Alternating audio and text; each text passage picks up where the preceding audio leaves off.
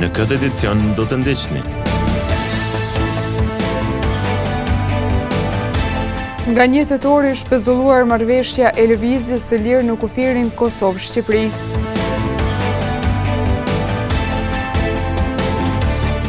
Inxhinieri i komunikacionit rrugor Blendi Parashumti ka apeluar te ngasësit të jenë më të kujdesshëm në automjetet e tyre në korreshjesh. Përshëndetje, po fillojmë edicionin qendror të lajmeve këtu në televizionin Syri.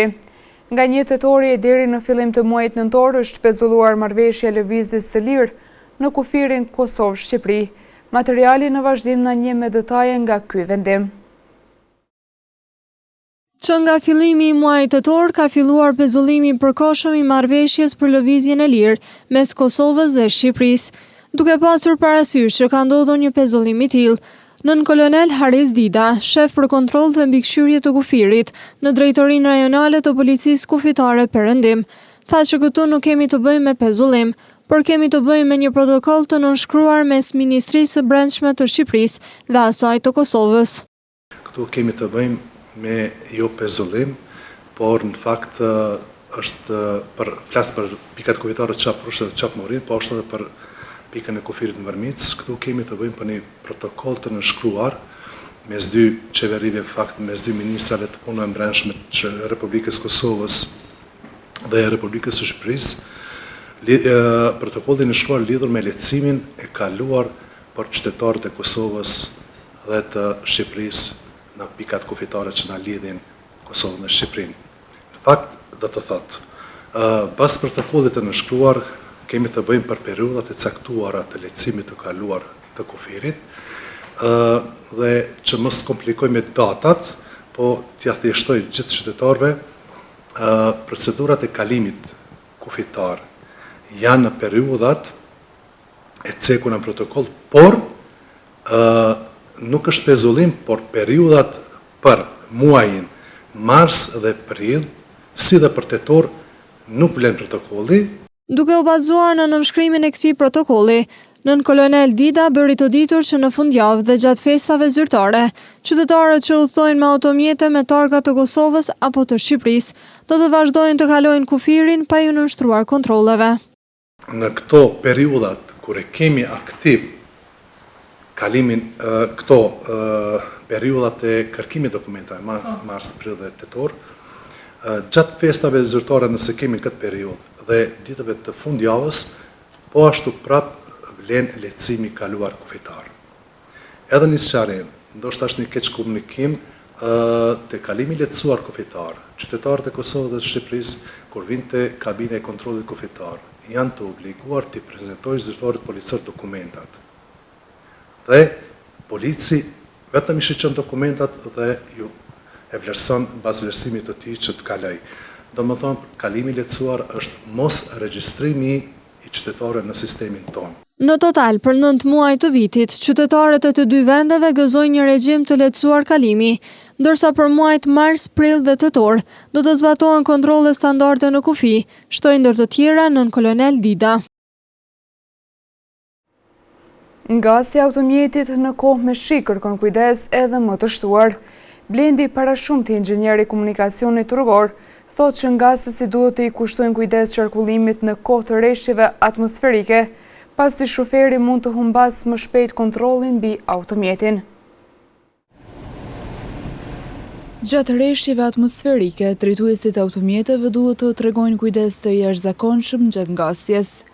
Blendi Parashumti, inxhinier i trafikut rrugor, ka përmendur disa elemente kyçe që ngasësit duhet të bëjnë kujdes në kohë me shi dhe borë. Shoferët tani në këto kushtet atmosferike cilat janë me shi dhe cili dimi vetëm po afrohet, duhet të tregojnë një kujdes të jashtëzakonshëm, pasi që sipërfaqja rrugës është vetëm e lakt, atëherë edhe rruga frenimit është më e gjatë. Duhet të kenë kujdes tek shpejtësia e lëvizjes, që është një thelbësore, themi për arsye që duhet të ngadalsojnë shpejtësinë e lëvizjes dhe duhet të mbajnë distancë gjatë automjeteve të cilat i kanë përpara. Parashumti gjithashtu apeloi te ngasësit që të kontrollojnë me kujdes gjendjen e gomave, edhe pse ndërrimi i tyre është i paraparë me ligj të bëhet nga data 15 e muajit të ardhshëm. por nëse kushtet atmosferike përketëson më herët, ndërrimi duhet të bëhet menjëherë për arsye të sigurisë. Duhet të kenë kujdes të gomat, që të kontrollojnë gomat, pasi që edhe me datën 15 muaj të ardhshëm edhe është data kur bëhet ndrimi i gomave, po nuk është patjetër që duhet me atë datë, nëse kushtet atmosferike vetëm fillojnë më herët të përketësohen, atëherë domosdoshmërisht duhet t'i ndrojmë për shkak të sigurisë në trafik gomat, jo vetëm të presim datën e caktuar e cila është e parapame me ligjin për sigurinë në trafik rrugor. Duhet patjetër të kontrollojmë fshisat e xhamave, xhami të parë sidomos erë mbrojtës, pasi që ajo është pamshmëria ku shoferi i jep pamje të pjesëmarrësve të tjerë në trafik, andaj e luajnë një rol teje të rëndësishëm edhe fshisat të jenë në gjendje të mirë dhe të kontrollojnë pas çdo stine. Para shumë të rikujton se kujdesi i shtuar, shpejtësia për shtatur, distanca e sigurisë, gomat e përshtatshme dhe pamja e pastër janë faktorët që luajnë rol vendimtar për një qarkullim të sigurt gjatë vjeshtës dhe dimrit. Infrastruktura në rrugën Shote Galica vazhdon të jetë në gjendje as pak të mirë. Banorët thonë se jeta bëhet më vështirë gjatë ditëve me rreshje atmosferike. Banorët të rrugës Shote Galica në Brekatës të Gjakovës prej vitesh mbeten të shqetësuar për mungesën e infrastrukturës në lagjën ku ata jetojnë. Njëri nga banorët, i cili ka ndarë shqetësimin e tij për këtë gjendje, tregon se në këtë rrugë nuk është ndërhyr prej vitesh. Që sa vite o qështu, që jo më që 35 vite këtu, hala kur gjo. Premtime kena shku krejt krytarët, jonë kone për komuna, krejt kom shku. Bashkë me këtë sokorin që tu që është, e kom që bërë i bilim ma mrama ftesën që kena që, ankesën, kena që të krytarë atje, kur gjo hiska rezo. E po vinë këtu, pimarin, letra pikqyrin, krejt rrugët, ka janë, tek janë pikqyrin, po, s'kini problem, ka mushtru që kjo rrugë. Që 35 vjetë që tu jam, hala nuk di që i kanë pru një sen që tu me rrugë.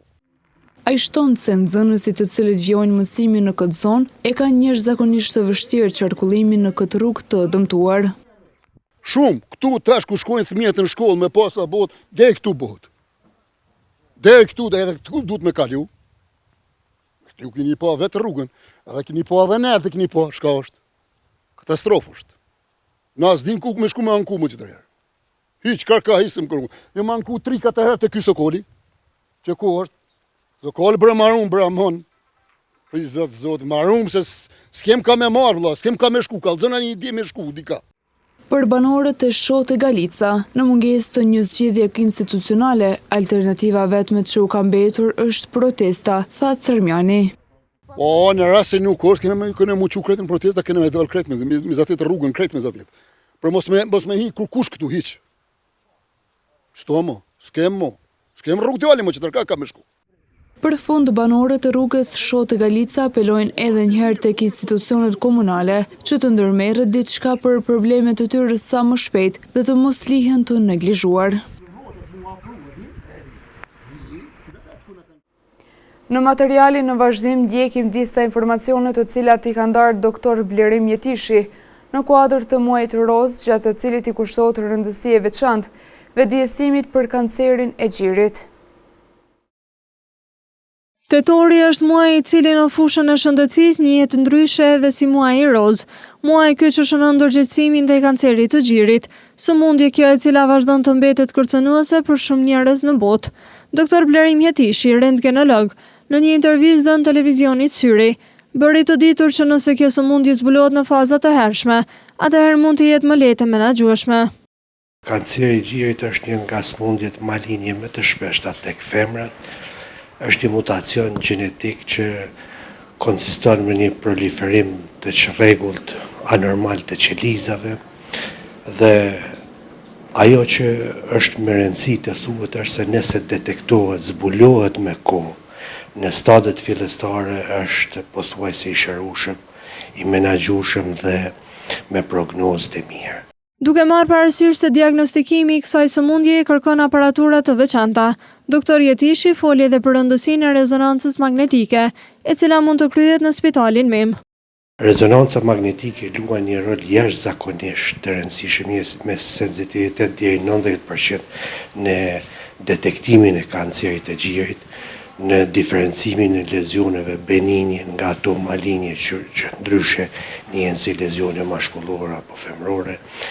Është ekzaminim incizim që bëhet komplet pa rreze, do me thonë është i padamshëm për organizmin, në të njëjtën kohë ekzaminohen të dy gjinjet, është jashtëzakonisht i rëndësishëm, jep dhëna të rëndësishme edhe për mjekun kirurg, sidomos në stagingin preoperator dhe indirekt ndikon edhe në zhvillimin e kirurgjisë kësaj smundje. Kanceri është një nga 3 shkaqet kryesore të vdekjes së parakohshme të gratë nën 70 vjeç. Prandaj qëllimi i analizave është parandalimi i hershëm dhe rritja e mundësive për shërim të plotë.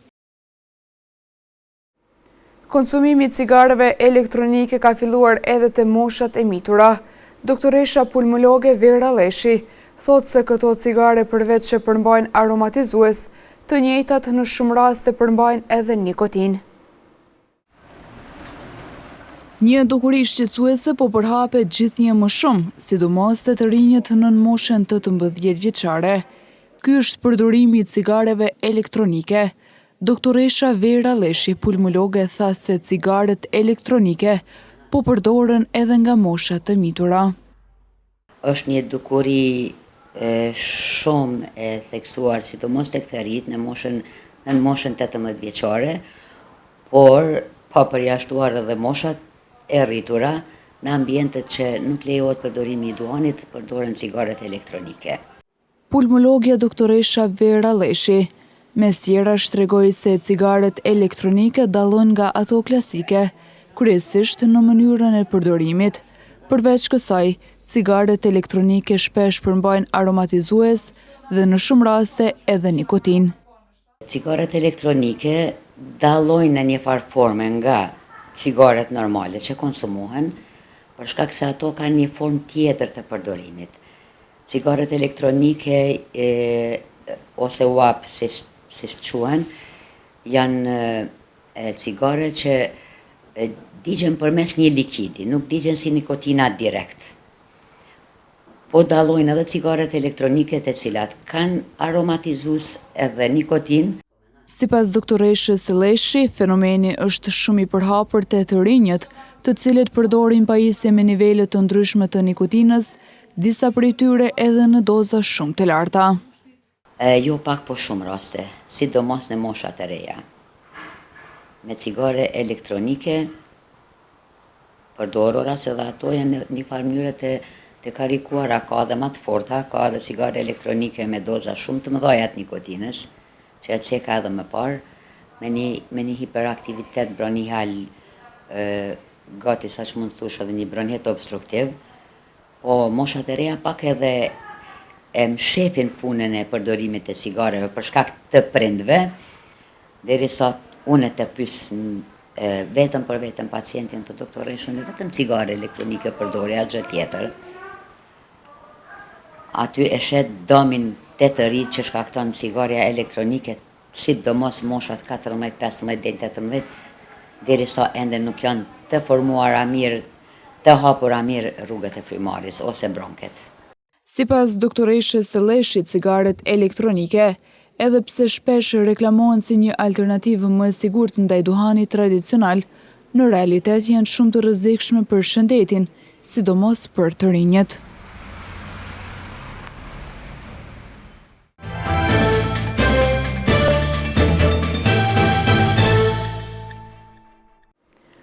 Temperaturat që ulen gjatë neteve të vjeshtër janë një sinjal për bletët se dimri po afrohet dhe gradualisht duhet të kalohet në fazat që përcaktojnë kujdesin e bletëve gjatë stinës së ftohtë.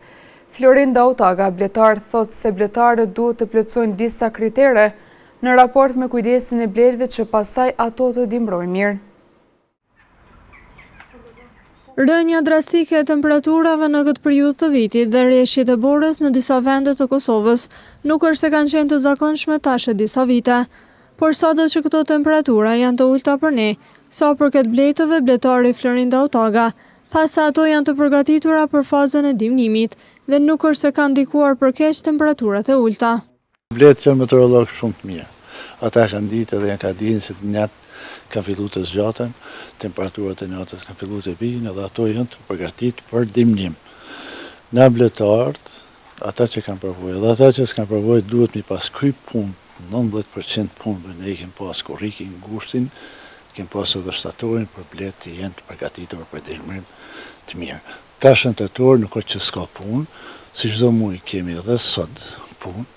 Duhet bletëve të ngushtojnë dyrë të hyrës, duhet bletëve të kontrollojmë edhe njëra se ka me pas ditë të mira, të kontrollojmë të këqyrim a kanë ushqim të njaftueshëm, duhet me pas diku 15 edhe 20 kg mjalt, kualitativ, jo gjithë shka, jo mjalt atë ndryshmo, ose vetëm shërbet që s'ju qesin, se besoj, për ndryshe edhe pjallën kanë me pas mundësi me marë, ato fillojnë tash e ulin edhe numrin e vezëve memat edhe përgatiten për lëmshin dimnor. Kështu që edhe këto temperaturat që janë të ulta, sado që janë të ftofta për ne, ato vetëm janë përgatitur në blet për fazën që kanë dimnimit. E në rast se ndonjë nga bletarët kanë ngecur në ndonjëra nga procedurat që duhet të ishin të kryera tashmë, Dautaga dha disa këshilla që duhet ndjekur. Shumë ka bletarë që kam kontakt me ta, punë trajtimet për parazit të ndryshëm i kanë kry, që ka bleta, për shembull varozën, ushqimin shtesë ju kanë dhonë, pra tash nëse dikush kanë ngelën disa veprime, për shembull, ka me pas disa ditë mira, duhet që ti kontrollojnë bletë, diçka ti marrin ti barazojnë, të marrin mjalë për tjetrës, të japin tjetrës, ti këqyrin nësë kanë ende për trajtim për varozë, do më thonë për parazitin kryesor ose ndonjë smundje të ndryshme të bletëve. Nuk ngellet gjatë tjetër, vetëm se t'i ngrohin nëse kanë mundësi dikur ma vonë, murin në ndorë për shkak të ju mbrojt sa ma tepër për temperaturat. Nëse ulen, për ndryshe ne në mësu që në këtë kohë me pas temperaturat shumë të larta, dikur rreth 20 edhe mbi 20, mirë po mund të ketë prapë, sa që na duhet si pas motit edhe na të përshtatëm, edhe blet duhet të përshtatëm, si pas motit. Mes të tjerash, Dautaga bëri të ditur se të gjithë bletarët në këtë periudhë janë në përfundim të punëve të nevojshme për kujdesin ndaj bletëve.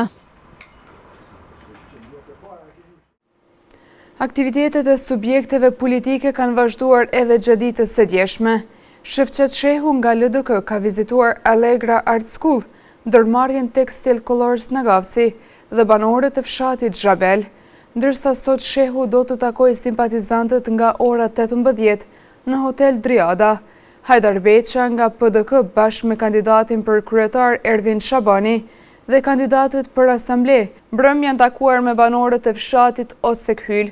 Po mbrëm takime kanë mbajtur edhe Nisma Fatmir Limaj dhe PLE e Artan Berishës, ndërsa Ardjen Gola dhe Ejup Maqedonci.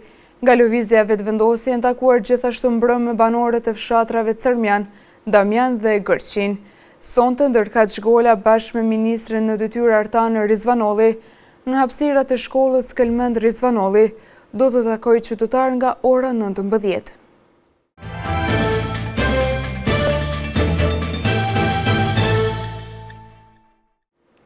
Handbollistët e Shqiponjës janë në vlogën e përgatitjeve që gjithçka i të shkojë mirë në ndeshjen e radhës.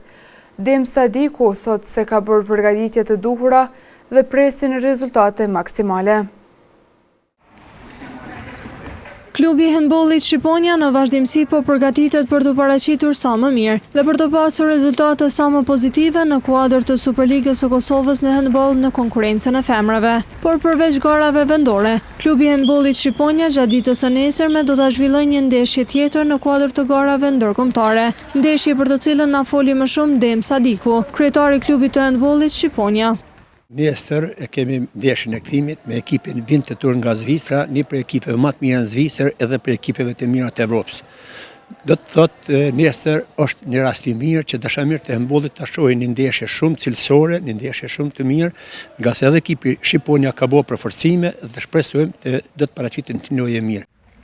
Sadiku po ashtu përmendi edhe rëndësinë që ka kjo ndeshje për ngritjen e nivelit të lojës së tyre ekipore. Është shumë rëndësi edhe për ekipin tonë, sepse përfiton një përvojë shumë të mirë, nga se vërtet kemi të bëjmë me një ekip shumë cilësor, një ekip që është jo vetëm Zvicër, por ndoshta mund të hyjë në elitën e ekipeve të Evropës. Pra është një ekip me përvojë, me renome dhe për ne është nerë që luajmë me ta dhe unë shpresoj që të nxjerrim një rezultat sa më të mirë që është e mundur. Duke u bazuar në rëndësinë e kësaj ndeshjeje, Sadiku u bëri thirrje të gjithë handboldashësve dhe jo vetëm, që nesër të jenë prezent në numër sa më të madh dhe të japin përkraje vajzave të klubit të handbollit Shqiponia. Në vazhdim të ndjekim parashikimin e motit për ditët në vijim. Dita e sotme është karakterizuar nga moti vranat e mërisë qishiu, me temperatura që kanë lëvizur nga 3 deri në 6 gradë Celsius. Për nesër, temperatura do lëvizi nga 5 deri në 13 gradë Celsius, karakterizuar nga moti vranat e medjell. Moti ngjashëm do ta karakterizojë edhe të dielën, me temperatura që do variojnë nga 8 deri në 18 gradë Celsius. Të hënën pritet të mbizotrojë moti vranat e mërisë qishiu, me temperatura që do lëvizin nga 6 deri në 11 gradë Celsius. 5 deri në 15 gradë Celsius parashihen vlerat e temperaturës gjatë së martës, karakterizuar nga moti me diell dhe vranësira të kohë paskoshme. Mot me diell parashihet gjatë së mërkurës, shoqëruar me temperatura nga 5 deri në 17 gradë Celsius. Për të enjtën parashihet mot me vranësira të kohë paskoshme me diell, me temperatura që do variojnë nga 8 deri në 20 gradë Celsius.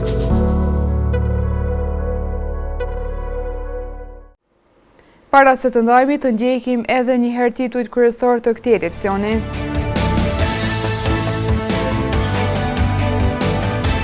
Nga 1 tetor është shpezulluar marrëveshja e lëvizjes së lirë në kufirin Kosovë-Shqipëri.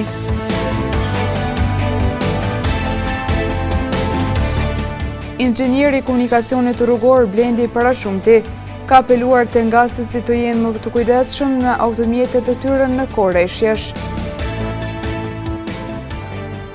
Këtu merr fund ky edicion qendror i lajmeve. Ju mund të vazhdoni të na ndiqni në televizionin Syri, si dhe në rrjetet tona sociale. Mirupafshim.